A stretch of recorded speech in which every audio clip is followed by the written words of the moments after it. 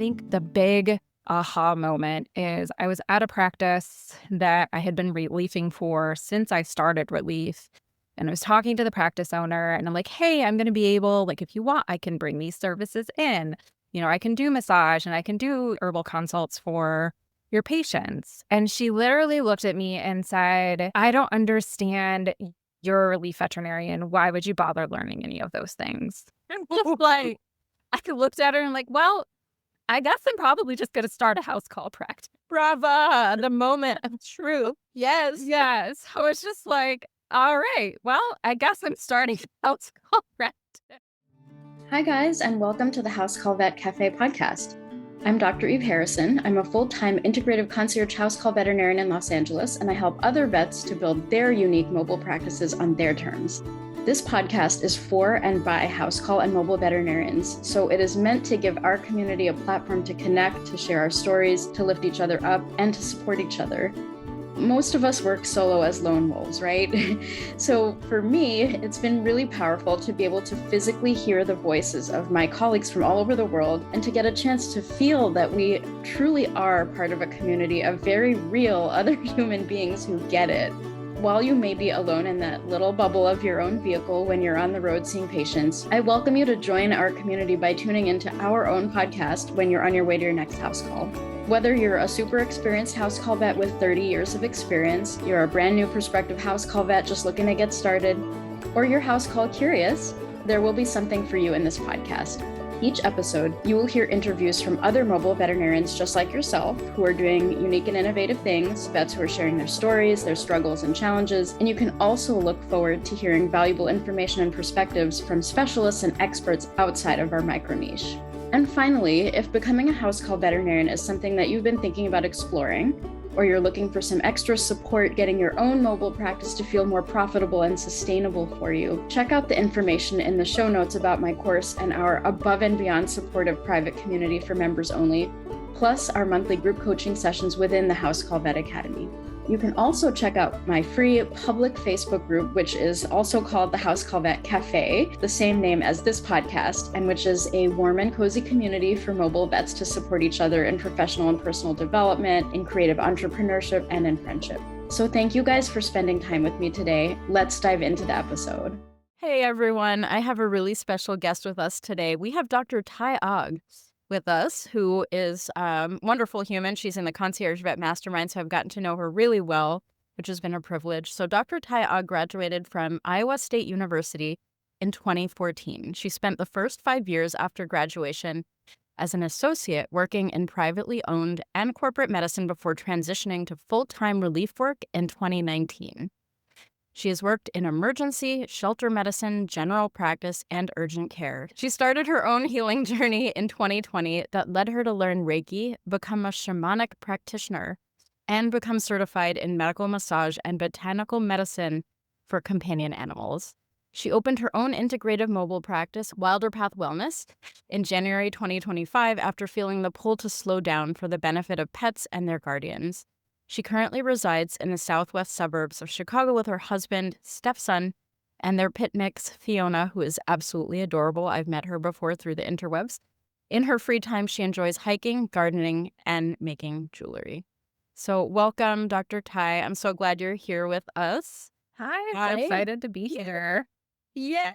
So I'm going to ask you the question that I always ask to start out the episodes. What is your favorite snack to eat in the car? So I'm not actually a huge snacker. I try to behave when I'm on the road. Otherwise, I will mindlessly eat. But if I'm at the gas station, I can absolutely be tempted by some Cheez-Its. Yeah, because it's crunchy, salty. It tends not to make a huge mess. So that tends to be my go-to road trip snack. That's awesome. Cheez-Its are surprisingly well contained. They don't crumble and make a mess everywhere, right? Yes, which is nice. My car doesn't need any more crumbs. Boy, do I relate to that. I actually also relate to Cheez-Its, have a very special place in my heart because at my surgical residency in the Bay Area, which I got fired from, I'm formally telling people the truth. I got fired from it after year 2. They had free Cheez-Its. There were Cheez-Its everywhere, and I was eating them constantly, and I gained like 300 pounds. Cheez-Its remind me of me trying to comfort myself in the midst of this horrific experience, but they are really good, and I share your appreciation for the Cheez-Its, so thank you for that. Yeah, of course. Gotta have those emotional support carbs. That's right, emotional support carbs. That's exactly what they were. So, you have had a really interesting journey that I'm really excited to dive into, and I think a lot of people are going to be really interested in your story. I'd like to start with just hearing a little bit about how you became a house call vet and what your journey was like to getting there. Yeah. So, as you mentioned in my intro, I spent my first 5 years as an associate. Right out of school, it's hard to believe now because there's so many job opportunities, but right out of school was like still tail end recession. So there wasn't a lot of opportunities, especially for new grads. But so I ended up back in Indiana, which I said I would never ever do. At a semi-rural practice, general practice, I was there for 3 years before deciding that it just was not for me and I needed to do something else. So I started practicing in the city with a small corporation at the time and very quickly discovered that corporate medicine is not for me because they don't really care as much about the pets. They care a lot about how much money you're making. And that just was like stressful. It got to the point there's this big bridge that goes from Indiana over into Chicago called the Skyway, and I had to take it every morning for work, and I'd hit the top of the bridge and my anxiety would kick in. And one day I was driving and I'm just like, I can't keep doing this. Like, enough is enough. I've got to be doing something different. I either need to leave the profession or figure out something else to do within the profession. So I decided to start dipping my toe into relief work and decided that was a much better option for me. It just took all the pressure off of you need to be making this for your average client transaction and everything. And I just like it was too stressful at the time being a newer grad. It felt like a lot of pressure to put on myself. So I became full-time relief in, I think it was July of 2019, and then just kind of started like trying out other things, shelter medicine, emergency, which is not for me. It's too stressful. I don't need that. And in 2020, there was a lot. There was a lot going on. I was in a bad relationship that just there was a lot going on there. And I'm like, I need to do something. So I started seeing a therapist and like really delving into what was going on with me. And I'm like, I just needed to do something different and figure out how to go, through life because I did not learn healthy coping mechanisms as most of us don't. And vet med is not surprisingly very hard on your mental health. Through that's kind of how I met the person that trained me in Reiki. So I did my level 1 and level 1 through level 3 training with her. And through her is how I met Donna, who has trained me to become a shamanic practitioner. And oh my goodness, how long ago was that now? 2023, I think. I think it was 2023. I started training to become a shamanic practitioner and kind of went through that program. And certainly we can talk more about that. That's a whole long and long process. Oh, it will. So I went through that program. It was a 20-month program working on people. And honestly, as much like information as I learned and like as tools I took away from it, it was a really huge transformative process for myself. And just the amount of healing and who I went in as and who I came out as on the other side were two very, very different people. And I think that really kind of was the tipping point for me of like, okay, I don't know quite where I'm going with all of this yet, but I'm going somewhere. And I know I'm going to figure it out and it's going to unfold how it unfolds, but there's something to this. So I signed up for, I think, botanical medicine and massage at around the same time. I'm like, I'm doing this thing, I'm learning new skills. And I think the big aha moment is I was at a practice that I had been relieving for since I started relief. And I was talking to the practice owner and I'm like, hey, I'm going to be able, like, if you want, I can bring these services in. I can do massage and I can do herbal consults for your patients. And she literally looked at me and said, I don't understand. You're a relief veterinarian. Why would you bother learning any of those things? I'm just like, I looked at her and like, well, I guess I'm probably just going to start a house call practice. Brava, the moment of truth. Yes. Yes. I was just like, all right, well, I guess I'm starting a house call practice. I have a friend that does in-home euthanasia and acupuncture and kind of palliative care, end of life stuff. And so I talked to her and I'm like, all right, what the heck am I doing? I started putting everything in place because it wasn't the first time I'd opened a business. So it's like, okay, I know how to go through those steps. But then it was like advertising and all the things. It's a lot. I'm glad that's where I ended up and it's been great. So I opened my practice January 1st of last year was my official open date. And it's been a weird, interesting time, and I loved it. I absolutely love every single one of my house call patients and clients that have stuck around. I've had a few that have been a one and done, and that is perfect, and that's what they needed at the time, Mhm. and I was happy to part ways. But yeah, it's been like this really amazing, wonderful, I guess, year and a half journey. And then I joined the concierge vet mastermind Yeah. a few months ago. And that's been really, really great. And I'm getting ready to pitch to those first concierge clients. So I'm very excited about that. So that is kind of where I started and where I'm at the moment. I love your journey so much. The beginning is so very relatable. And then as your story progresses, my own story is so similar to yours. It's very interesting what you said about the shamanic practitioner training changing you. I love how you shared that this was actually a step in your becoming a house call vet. This wasn't just a story that you told me. This was the story of how you became a house call vet, right? And I love how you shared you were one person before that training and a different person afterwards.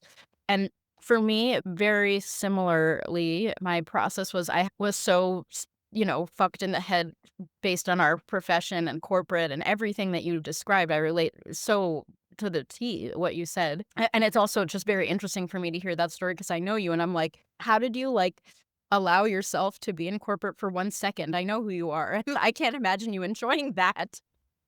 But yeah, you made your escape and I'm so proud of you and for both of us, right? But for me, it was the yoga. I did yoga teacher training because I was like, I need to be in a different headspace. Like you have that quote, that's the Einstein quote. Oh my God, I actually have it right here. It's right on my, so okay, you can't solve your problems with the same level of thinking that created them, right? So we had to go into a different brain space completely in order to move forward is what I hear in your story and how my story feels. Does that feel true to you? Yeah, I think of it a lot of times, like, putting it in perspective of, like, we do all of this training to become, like, the veterinarian that we think that we're supposed to be and the person that we think that we're supposed to be, and I think we get so wrapped up in that being our identity that Completely.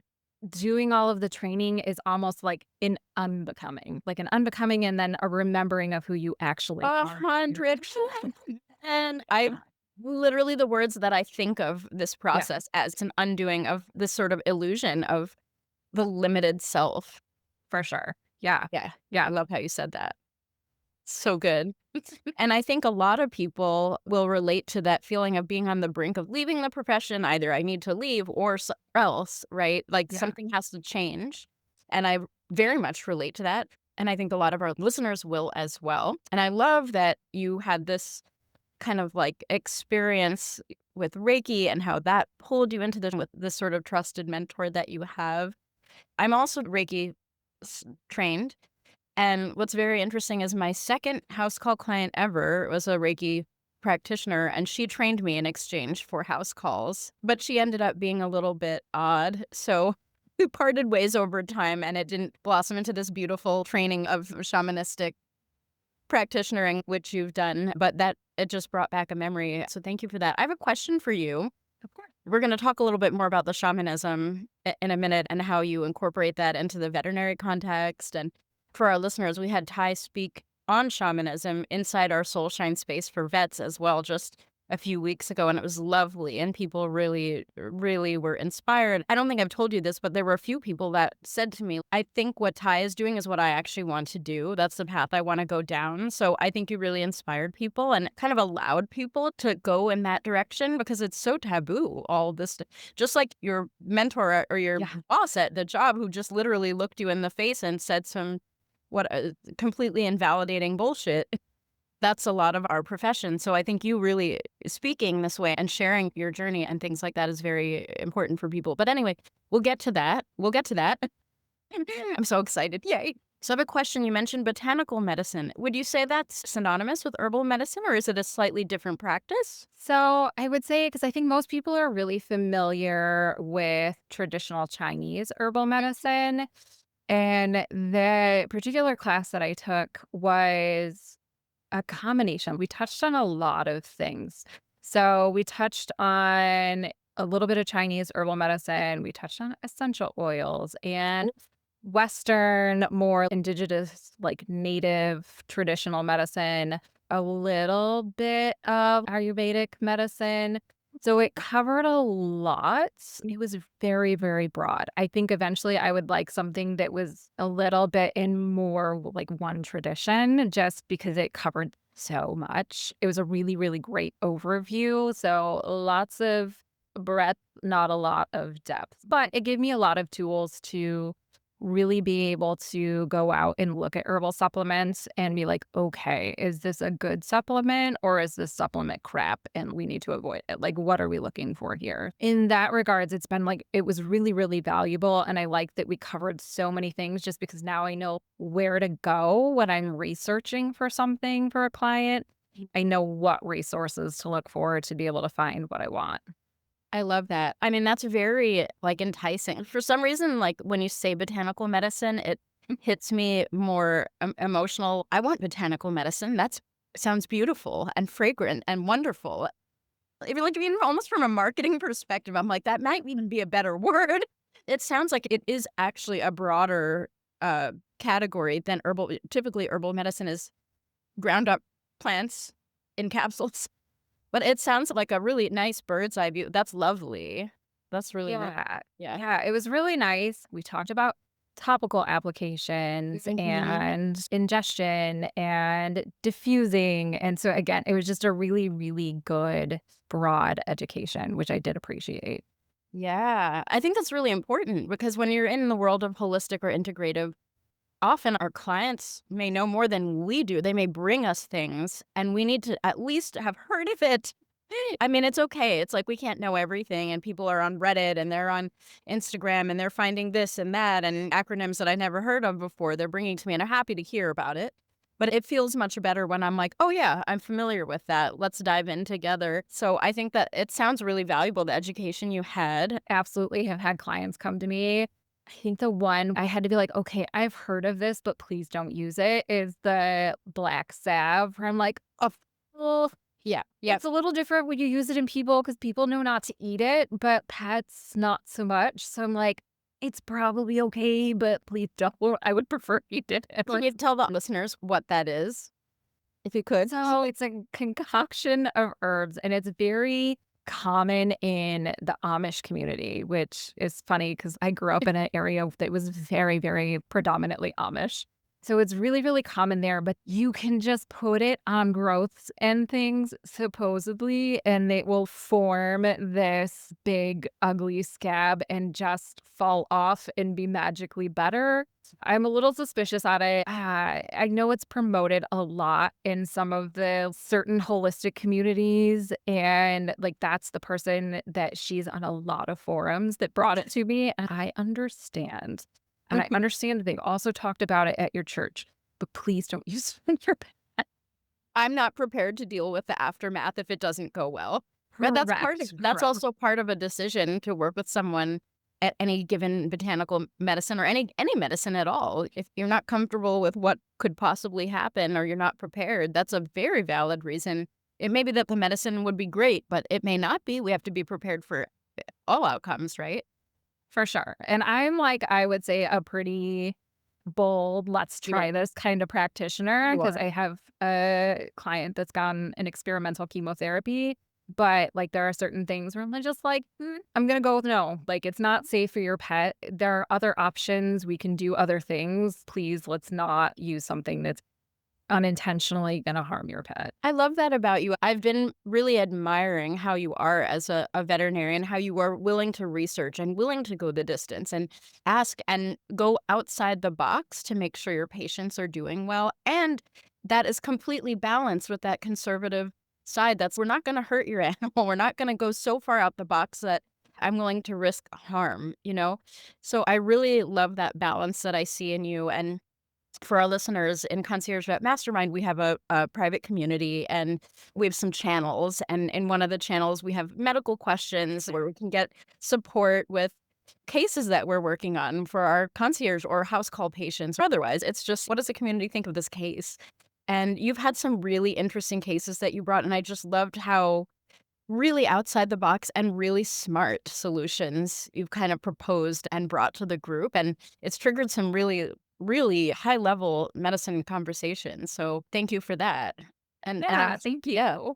Yeah, I have the unfortunate, I have still yet to decide over a decade in. I attract a lot of really weird cases, like really weird. You do. I have seen a pet that had an actual biopsy diagnosed case of scleroderma. Where? Yeah, Whoa. like that kind of weird, Yep, where it's yep. just like, cool. What am I supposed to do with this? That one sticks with me the most because I went on Venn to be like, okay, what do I do?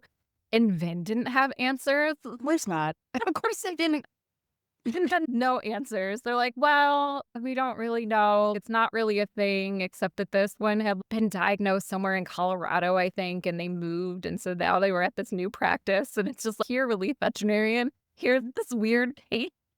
On relief, you get these cases. Jeez. What? That's Yeah. rough. Yeah. Yeah. Because you don't have a Amazing. choice in the matter. You're like, this is the case in front of me. Yeah. It's fine, like, when they're my own patients, it's like, okay, whatever. Yeah. This is the type of stuff I attract. It is what it is. But yeah, when it's relief, it's like, okay, here's this really weird case. Have fun, figure it out. Good luck. Bye. Yeah. It's been a time. It constantly keeps me on my toes. So I guess there's that. I get to learn a lot about a lot of really weird things. Yeah, you embrace the weird, raise your weird flag, as they say, right? It's great. Bring it on and you rise to the challenge. I love how you do that. And really with a good attitude and a good vibe, too. It's very inspiring, truly. It's kind of a running joke at this point. So all the technicians at the places that I work, like I work at an urgent care for relief pretty regularly, and they're like, well, you're here, so we're going to see weird things. I'm like, thanks, God. So it is just kind of a running joke at this point. And they're just like, of course you would get this case because it's you. And it's like, thank you. Yes. I love that this is what the universe constantly likes to throw at me. Yes. The inner weird sees and honors the inner weird in you. Yes. Yes, I love it. The universe respects the inner weirdness. And on that note, I wasn't going to talk about this, but it popped into my head. We've discussed, to the extent that you feel comfortable discussing this, we've dipped a toe into the neurodivergence realm. The two of us have our own things, right? Would you say that has any influence or bearing on your practice or how your career has been shaped or where you've ended up or what types of cases come to you and how you show up for them? Really curious about that. That's a really good question. I think it's fun because I know we've talked about I'm some kind of neurospicy, but I don't know. I have no official diagnosis. I have an ADHD husband that has a very ADHD child, and I have some things that fall into the ADHD categories where I love change and I love novelty, which I think is why I do so well jumping from thing to thing. And it's just, ooh, what new thing can I learn? Shiny. Let me go follow this, which is great. And sometimes I have to consciously rein it back in. I'm like, okay, I do have to finish this thing that I started. So I would say it's definitely made it less terrifying to jump from career to career and start over because I don't know, I've done it before, so I can do it again. And so I think that has made it a little easier. And I speculate that I'm ADHD because I do have some characteristics where I can sit down and I can focus and I can work on a project for a while and I can have systems and lists and things in place. And that's totally fine. But I also don't get upset if something doesn't go exactly how I thought it was going to go. Like, it is not the end of the world for me. So it's so interesting because I've never really thought about this. Just like, I don't know, I guess this does affect how I practice and how I approach things. There's so many different things that go into that, though. My healing journey of like how I would approach things before and how I would show up before and how I show up now. I guess I'm not masking anymore. So, like, I show up as myself. And myself is weird and quirky, and I will be weird and quirky with clients. And it's this is what you get. And take it or leave it. I'm not for everybody, and that is okay. Everybody is not for me. I make weird voices at pets in front of owners, and I'll say weird off the cuff things that honestly, most of the time, they land and owners think they're hilarious. Sometimes they just stare at me like I'm a crazy person. I'm like, okay, cool. You don't have a sense of humor. That's okay. We're moving on. Yeah, I think just because I am just a weird, like all over the place kind of person, it also makes it really easy. As a relief veterinarian, it's made it really easy for me to just jump in and just blend with a team. Like, Roll with it's the really, punches. really rare that I've had a team where I'm just like, okay, we don't jive. Like, this isn't working. Usually that more is the way the medicine is going type of situation, or just clinic culture where that isn't a good fit. But it has made it, I would say, house call wise, it's made it easy because I have very wildly different clientele of people that are like super into the woo woo, and then people like, but also believe in science. And then there's people Don't believe that like, we have to have a conversation, and that's okay. And, it's just a lot of like meeting people where they're at and what they're comfortable with, and like educating them because there's a lot of information out there. And it's like, okay, well, is this good information or bad information or indifferent information? Yeah, now that we have completely derailed and gone for emergent people too. It's yeah. No, it's great. No, I mean, it's so interesting what you're describing. It sounds like you really have a lot of those gifts that you see in the neurodivergent types of people, like the sort of unique and weird, but can also hang with unique and weird. And that's normal to folks like us. And then you got the hyper focus and you have the roll with the punches, which I don't know if that's a neurodivergence or just like an awesome personality quality. But it is, to me, my dad is spectrum E. Also, a lot of people don't have a diagnosis, but the more we learn, the more we're like, oh, that personality quirk, that's a symptom. But that's one frame of reference where you can look at that. It doesn't have to be pathologized, right? It doesn't have to have a name even, but it can be helpful and it can be celebrated, and worked with. So to me, neurodivergence is very comfortable for me to be around. In fact, I love it. I love unmasked neurodivergence. It's like the spice of life. Like, that's where I feel most comfortable. That's the people that I love the most, where I'm like, you're odd. Let's be friends. I love this.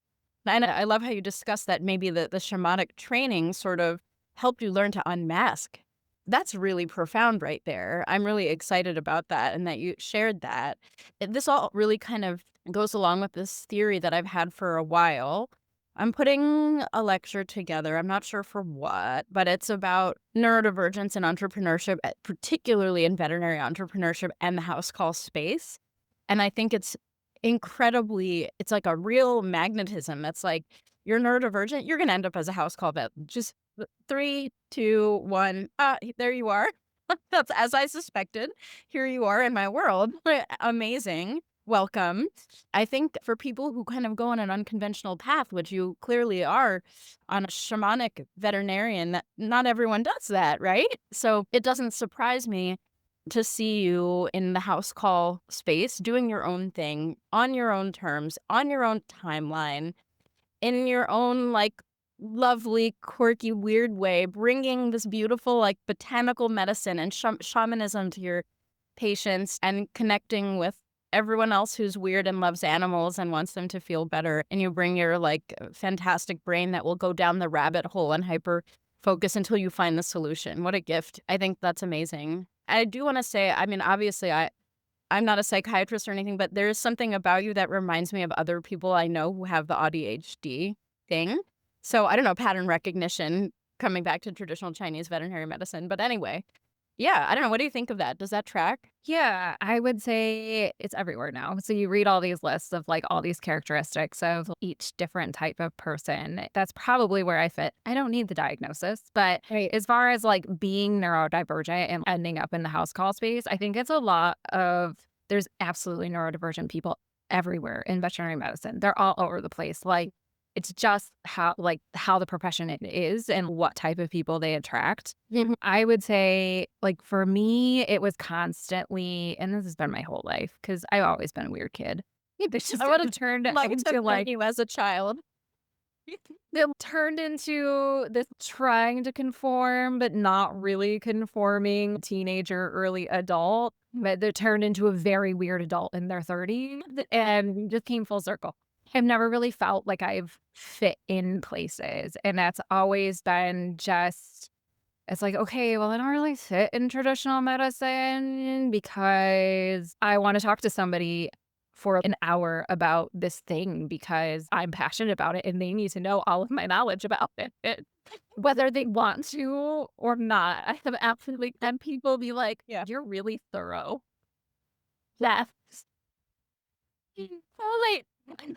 It's like, yes, but now you know. That's fair. I feel better because you know. So whether you wanted to or not, like now you know. So yeah, it's not surprising to me that like I ended up both of my parents are entrepreneurs. And so for me to like end up in this entrepreneurial space is 100% not surprising to me whatsoever. I didn't know where I was going to end up. Like, certainly the person that entered vet school that wanted to work for the government and the person that I am now are very, very different people. It's wild. I walk around with this board certification in preventive medicine. Other than info dumping on people about infectious diseases and environmental protection and like how to prevent certain things and toxicology and things like that, I don't use it. I just use it for info dumping. And I love it. Oh, I relate to the info dumping. I really, really do. This is so interesting. I wanted to loop back to kind of the conversation about diagnosis. Does it matter? Pathologizing, all that.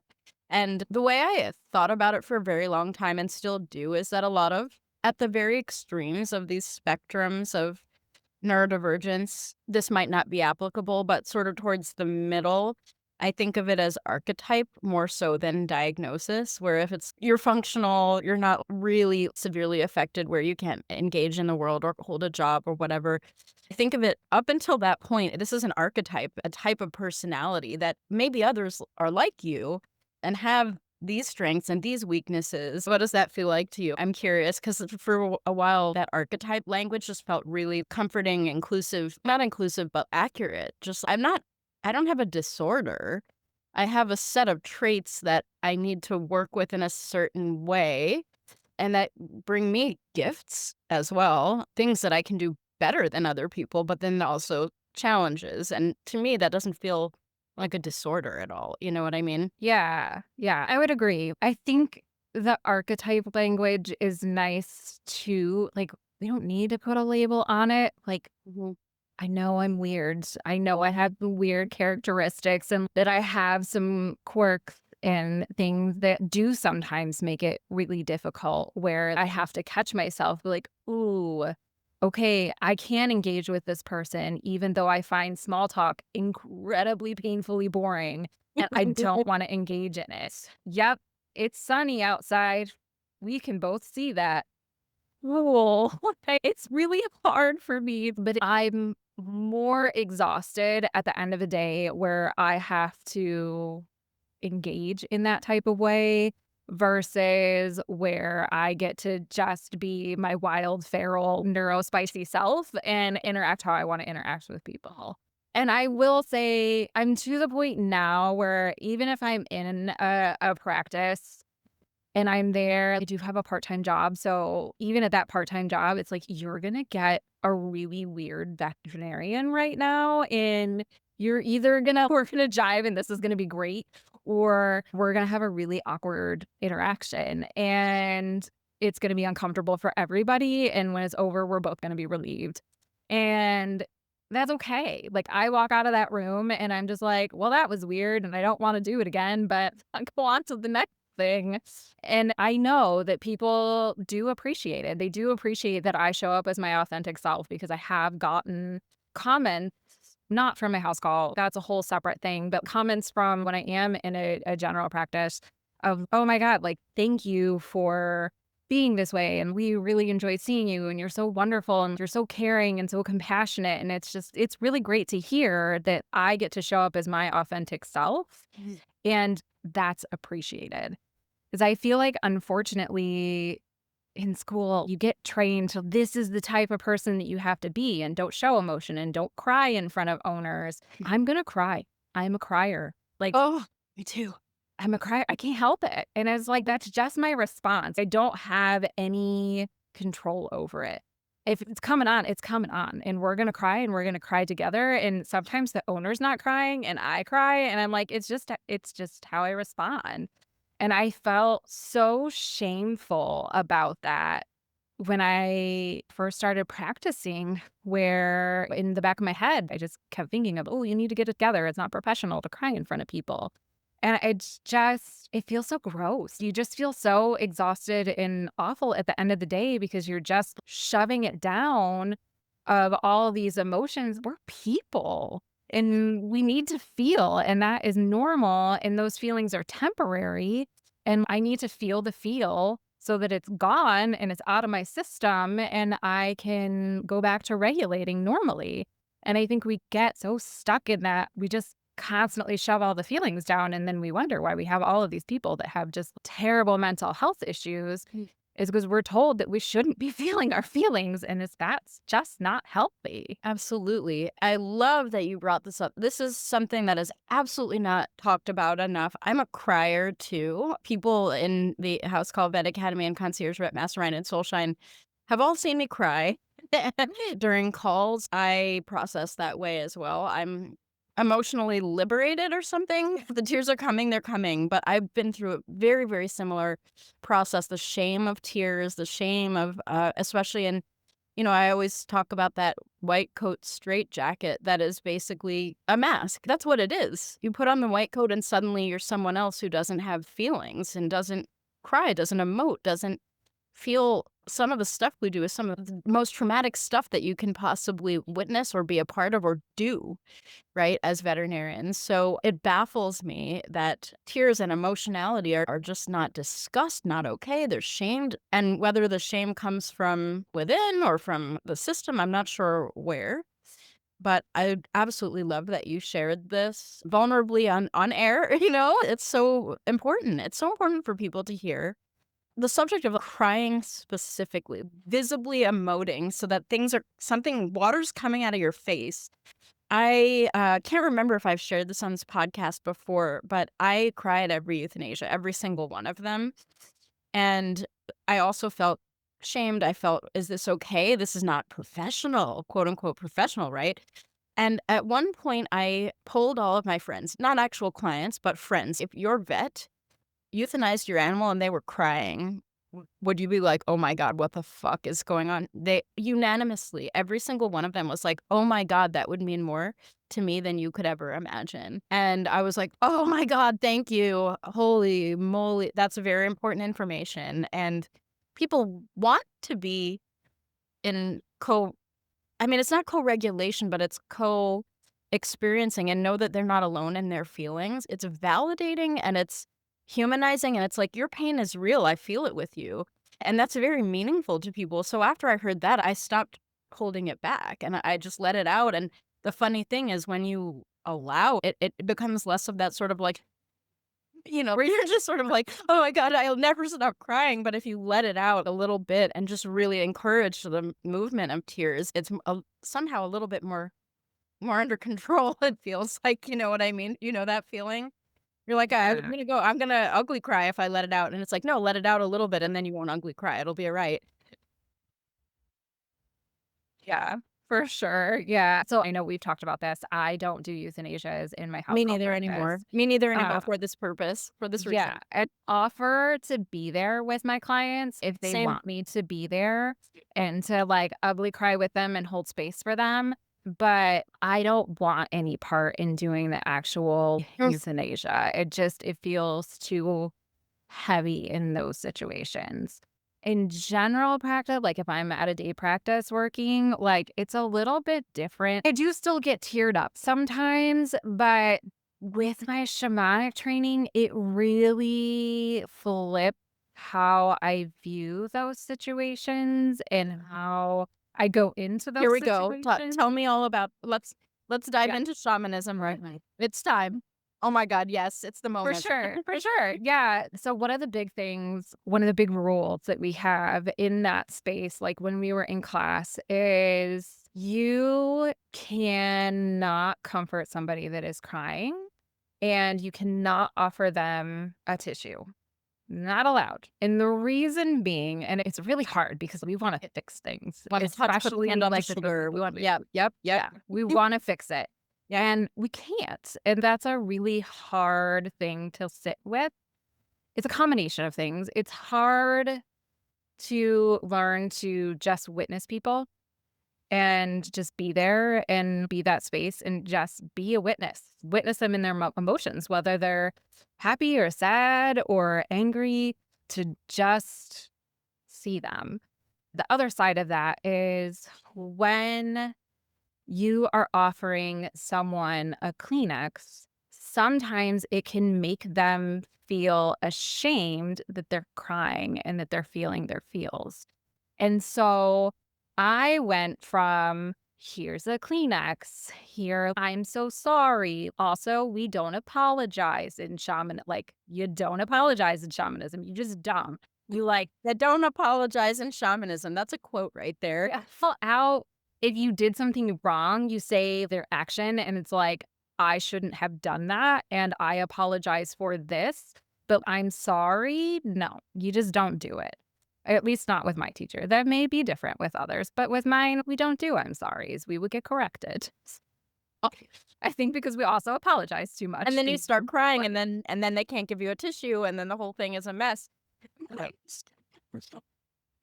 So I've gone from, I used to just offer and apologize and say, I'm so sorry for your loss. And I was sorry, but it still always felt like disingenuous and it felt weird.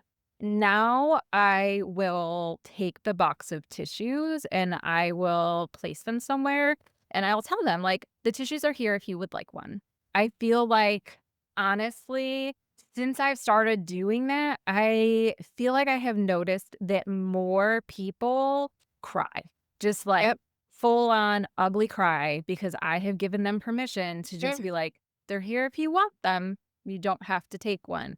If you want full ugly cry, it's not dripping down your face. That's okay. You feel what you need to feel in this moment, and there's no shame in that. Mm. It's way less emotionally entangling to go into it with that. And, Mm. having talked about death and dying, we talked about death and dying work in shamanism and what it looks like and how beautiful that can be, and like how to really honor that soul and that spirit in that time. I don't sing it out loud, but sometimes I will sing to the pet in my head of, the Chills. song that came to me during my training for those moments.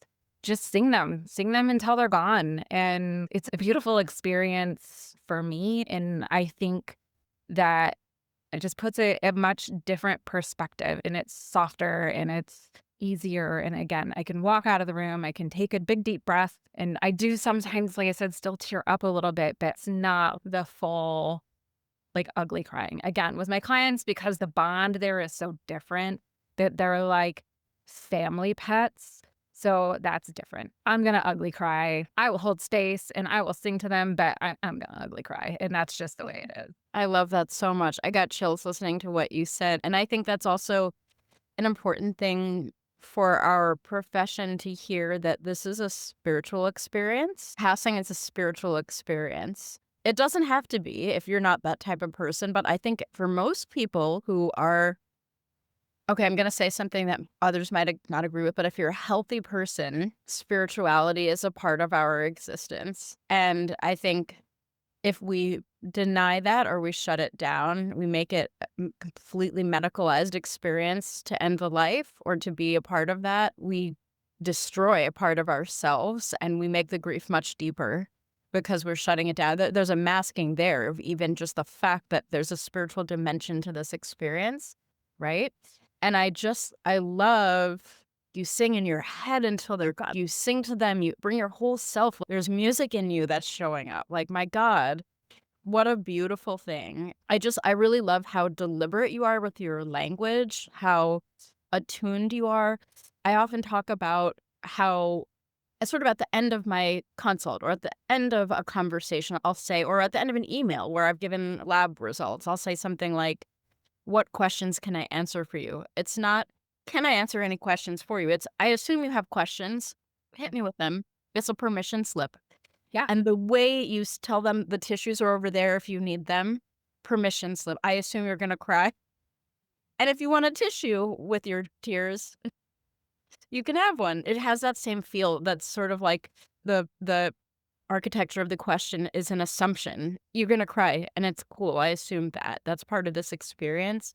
That's a very communication technique that you got there and very attuned to the situation. And I love how it's deliberately preventing of shame, right? I love that. Yeah. And 2 points to hit on is I say the same thing. I always ask, I'm like, okay, what questions do you have? Because you're going to have questions. I mean, sometimes people will say, no, I'm good. Because again, circling back to, I like to info dump. So sometimes they're good. They don't need any further explanation. But other times they have questions. They have clarifying questions, or what I have said has triggered something else. And sometimes I have to ask 5 times, okay, what other questions do you have? And they just then coming at me with other questions, which is fine. I want to answer all those questions. As far as you mentioning that we healthy people are in touch with our spirituality, we are spiritual beings that are having a human experience. And I think that we forget that. You don't have to believe in God or Allah or Buddha or any of those things. I was really raised religious, but I don't go to church anymore. But I still believe, because I have seen through my shamanic training, that there is more. There is a higher power, higher being, like creator, spirit, whatever you want to call it. It's there. Whether you want to believe in it or not, it's there. That's just how it is. That's beautiful. I love that open-ended spirituality. It can feel so different for people. And it reminds me, actually, in the Jewish tradition, you've seen kippah. It's the little hat that covers the head in men. Women have a different version of it in more conservative or orthodox traditions, but for men, that's what most people see. And the purpose of it is to remind you that there's something above you. The world doesn't end here. There's more. To me, it's such a beautiful gesture. It's like there's something above. Always remember that. And you don't have to have it as a piece of your clothing that you're visibly a part of how you dress or whatever. It's a constant reminder. There's something above me. There's something more. It's not just this. It's not just the 3D, so to speak, as it's often referred to in the shamanic traditions and other kind of some new age traditions use that language as well. I love all of this. I would love to get more specific. You mentioned a little bit in your head you're singing, or out loud you're singing when animals pass, and how it's informed your thinking. Is there anything more that you visibly provide in veterinary consults or house calls that is like, this can be identified as shamanism by anyone who's in the room, right? And then also on that same note, I always like to ask about, there are many different shamanistic traditions in all different cultures. Every culture on the planet has shamanism.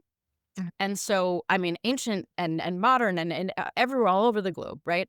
I would love to know a little bit more about the tradition that your shamanistic practice comes from. Yeah. So mine was a blend. Now it's primarily indigenous, primarily like North Indigenous, like North American. American. Okay. Yeah, primarily North American, not fully, but primarily, with a little bit of Celtic in there and then a little bit of Siberian. Oh, I love Siberian and Celtic shamanism. I love all of the shaman. Oh my God, I love it. By the way, so the Siberian, I'm totally interrupting you here. I'm so No, sorry. you're good. ADHD people do that. Okay, so Siberian shamanism is very special to me because Amanita muscaria mushrooms, that's the red and white, that's the red mushroom with the white polka dots, like very near and dear to my heart, that type of tradition and the reindeer and all that. So anyway, as you were, sorry. I had to say that. Speaking of which, by the way, I'm going to continue interrupting for a minute. If you're watching the YouTube visual version of this, this is a reishi mushroom that has a reindeer carving on it, and Tai has miraculously the same object, which is a reishi mushroom with a beautiful carving of, I can't remember what it is. You sent me a picture of it, but it was like I found this at a secondhand store, and I was like, oh my God, I have to buy this. And it's just a few weeks ago, so this is like my most prized possession. And Ty's like, oh my God, I have one too. What? Okay, I'm done with my side quest. So mine has a tree frog on it, and also found mine at, I think it was an estate sale, but I've had it for years, so I don't remember. I think I got it as a teenager. But yeah, it has a tree frog sitting on a leaf on the mushroom. It's very So- cool. It hangs on my wall here in my office, and I have it. Feel free to bring it onto the screen. Hold on, let me. Okay, 'cause it's like amazing. right here. So let's Get it. grab Go get it. Go get it. I should have told you in advance, but this only popped into my head while we were speaking. By the way, if you're on the visuals, look at Ty's beautiful office. It's just beautiful. I also got the wolf behind me at an estate sale. Of course you did. Wow, there's a lot of estate sales. It was an estate sale that I have a ton of taxidermy and some questionable, like, indigenous items. And I'm like, oh, apparently he had some things that had to be taken away by a specific, they had to be donated because he had shot them so long ago that you were no longer allowed to own them. So weird estate sale. So this is mine. So beautiful. Cheers. Guys, if you're watching the visuals of this, how this moment is the best moment of my life. Oh my God. Okay, anyway, so back to the question at hand, if you remember what it was. Do you need a reminder? So that was my training. I said blend of a lot of different things. So again, primarily North American indigenous. So, the directions and the circle that sometimes you will see in Native American culture with the white, the yellow, the red, and the black representing the different directions. So that is very much, I would say, the primary thing that I learned from. As far as like how I use it in practice, I know during the Soul Shine that I kind of touched on, a lot of how I use it in practice is communication and approaching people very differently. Where I don't, because it's very easy to get triggered by other people's stuff. I don't get triggered like I used to. It's not to say that it doesn't happen. It still happens when I'm not regulating well. It can still happen, but You're human. Yeah. So when people are having big feels or people are like coming in hot with their emotions, it's like, okay, like, where is this coming from? Why are you acting this way? What is going on in your life that has made you decide to lash out in this situation? Is this a fear thing? When is that fear of I'm worried about my pet? Or is that fear of I don't know how I'm going to pay this bill today? I don't know. And I try not to make assumptions about why people are acting the way that they are acting. And I try not to take it personally because it's not anything that I've done. It's their having their feels and their experience, and something that I have said has triggered them. And that's not to say their problem, but that's their experience to have.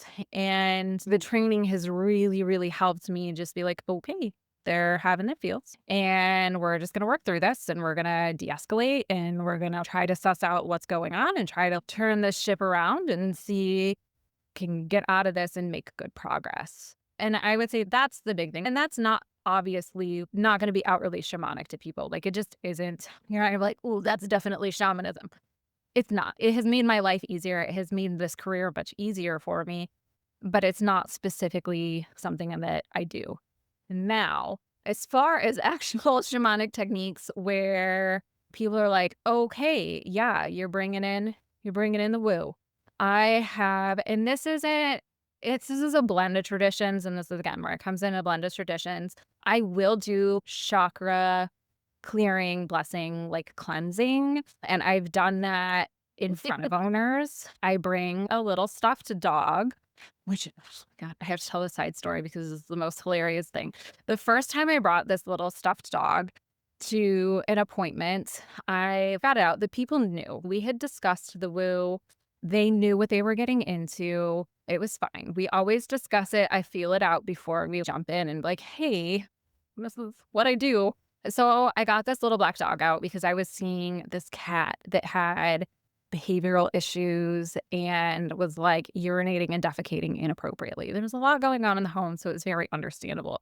I got the dog out and set it on the coffee table, and the cat came over and was like, oh, what is this? This is interesting. And then just played the dog and ran off. It's like, I'm not having. So anyway, that particular cat had some throat chakra issues going on. I had a lot of feels to express, and he just wasn't expressing them in a healthy way. But it was so cool. It's great to do it because with that particular pet, they had emailed me, afterwards, and they're like, we are absolutely seeing a difference. It has decreased the inappropriate urination and defecation. He had improved so significantly. Now he's gone back to like problems here and there, and they have moved out of the area. So I kind of lost touch with them. And again, they had a lot going on in their home that they just had no real control over. But it was really cool to see in that particular situation, hey, this thing that I did made a difference. So that's one way I've used it. I would say that's the most common way is that I use it is to do chakra clearings, just because it's a really quick, easy, simple thing. It's easy for people to buy into. I get out my pendulum. I go from chakra to chakra so people can see. They can see that, okay, here it's spinning beautifully. And then over this one, it's doing nothing. And that's just such a great visual for people to be like, okay, you can clearly see. This is not me messing with it and grabbing it to stop it. You can see that, yeah, we've got a blockage here. Things are not moving the way that they should be. And then to go through and remove that and seal them and bless them afterwards and then show them going back through with the pendulum, look how great things are spinning now. I think that's just a really great way for people to see how that can be incorporated and make such a huge difference. I've also journeyed for pets. So journeying is most similar that people would be familiar with to astral projection. It's not quite the same. It's a little bit different in the shamanic tradition where you have 3 worlds. So you have the lower world, which I know sounds scary. It's not the underworld.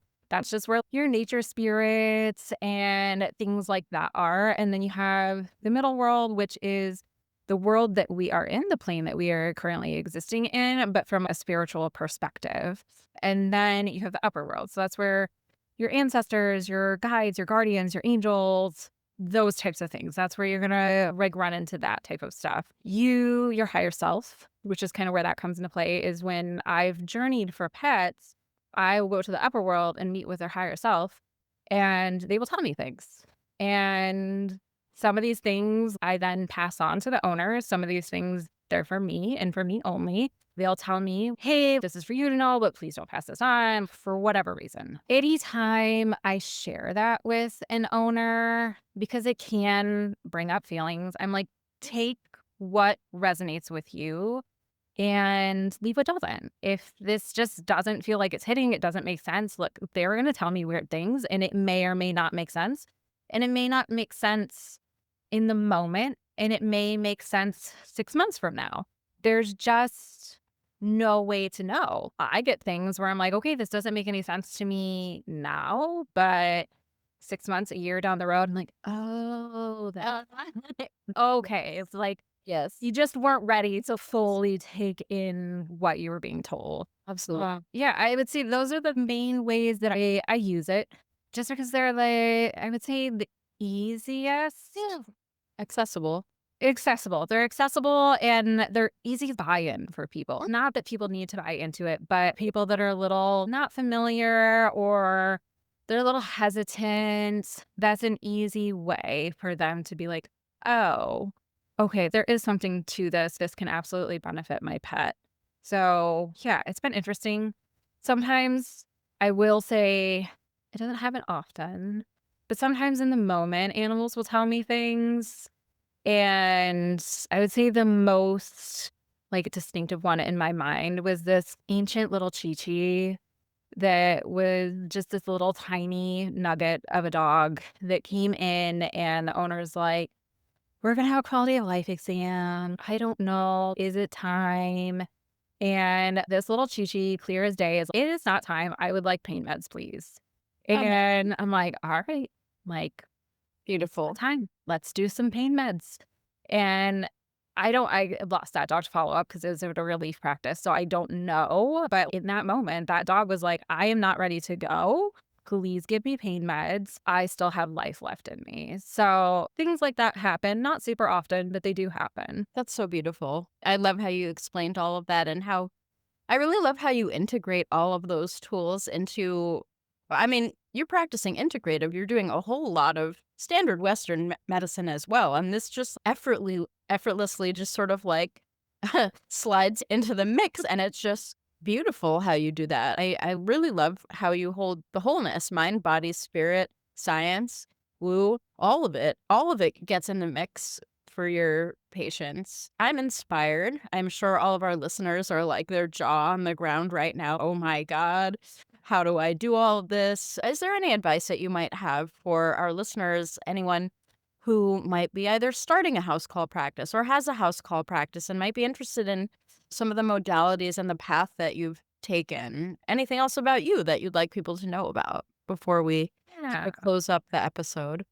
And I would say if you're debating and it's constantly kicking around in your head that you want to do the thing, whether that thing be like, I want to get out of general practice and I don't know what that's going to look like yet, but I need to get out, or I really want to start my own business, but I don't really want to buy a practice because that's a lot of money and people and managing people are Don't buy a practice. P.S. Don't buy a practice. I don't buy a repeat. practice. It's icky. Like, nobody wants to manage a bunch of people. It's stressful. I mean, I guess do it if that's really what you want to do, but don't. Just don't do Like, it. just do it. Just do the things. Start your own business. Start small, start slowly, start intentionally. And you don't need to have 50 patients by the end of the month. You just don't. I am a year and a half in and I still don't have 50 clients, but the clients that I have keep me very busy because that's just the way that it is, where it's like, I think I'm going to have a slow week. And then, like, the next day, I get 2 emails and 5 text messages of, hey, this issue needs to be addressed.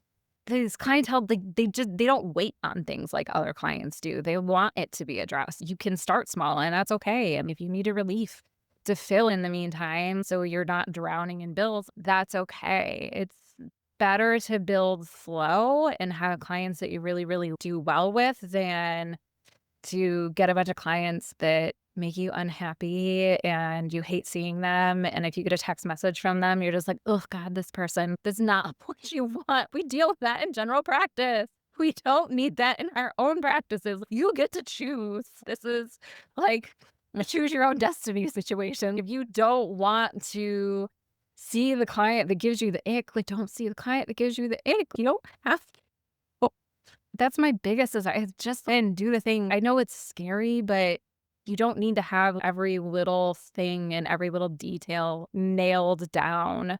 And maybe that's just me, like, I'm a horrible free spirit of just, let's do the thing. But really, you can't. It's not that scary. Honestly, you already know how to do everything anyway. You know how to give vaccines. That's not some secret thing that you need to learn. You just need so few things.